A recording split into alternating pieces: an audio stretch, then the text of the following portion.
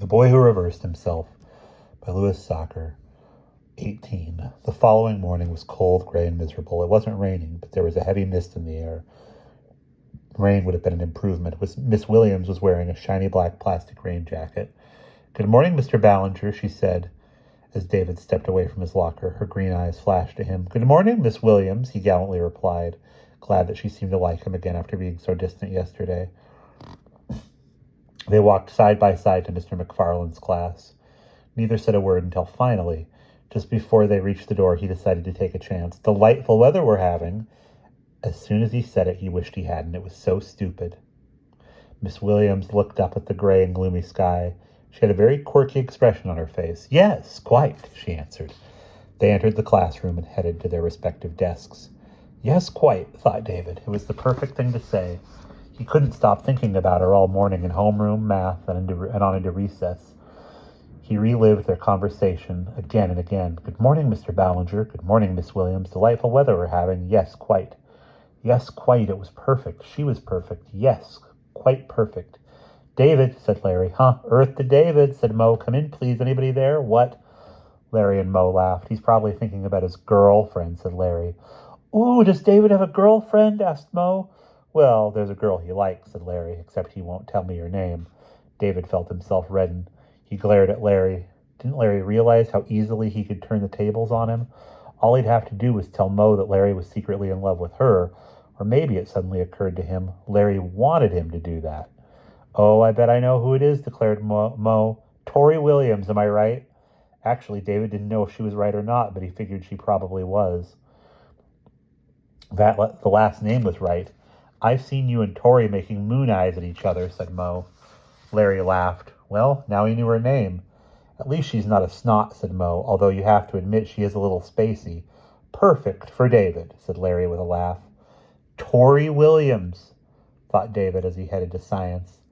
And Mo didn't just say she saw him making moon eyes at her. She said she saw them making moon eyes at each other. Tori Williams. It was a nice name. Yes, quite. He saw Miss Williams, Tori, at lunch. He had just gotten out of shop and was on his way to his locker. She was angling across the grass in his direction. Her arms were wrapped around her books, pressed against her chest. Her red hair hung on both sides of her shoulders. She hadn't seen him yet. He wondered if he should call her Tori. He kind of hoped she wouldn't notice him. She was nice to him this morning, and that was good enough. He didn't want to press his luck. "Good morning, Mr. Ballinger," she said. Good afternoon, Mr. Ballinger," she said. "Good afternoon." He paused. Miss Williams. He couldn't call her Tori. She remained by his side as he continued to his locker. He glanced at her, and her green eyes flashed back at him. They both smiled. He wondered if this was what Mo would call making moon eyes. He stopped at his locker. "My locker," he told her. He turned the combination. 32 left, 16 right, 22 left. He pulled up on the handle, but the locker didn't open. He tried it again. 32, 16, 22, but it still didn't open. He smiled sheepishly at Miss Williams. "Tori," she shrugged. He wondered if it had anything to do with the curse, but how? What did they do to Miss Bayfield that had anything to do with a lock or a locker? He was about to try it again when he realized his mistake. He felt himself blush as he explained, "That was the combination of my gym locker. I do that sometimes too," said Miss Williams. "Tori."